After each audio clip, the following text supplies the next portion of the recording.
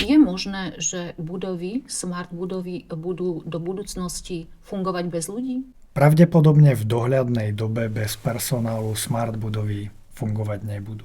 A to z viacerých dôvodov. Ja to poviem tak, dnes je doba marketingu. Vidíme to, že bez marketingu to nejde.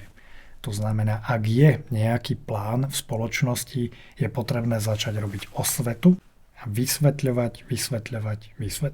Všetkým je tým pádom jasné, že fyzická bezpečnosť ide ruka v ruke s kybernetickou bezpečnosťou. Ak používateľ používa slabé heslá, alebo ak prídem niekde do spoločnosti a vidím nálepku vrchu monitoru, kde je prihlasovacie meno a heslo, alebo na opačnej strane používate telefón, ktorý vôbec neaktualizujete napriek tomu, že výrobca toho mobilného zariadenia alebo dodávateľia softwarových aplikácií vás neustále notifikujú.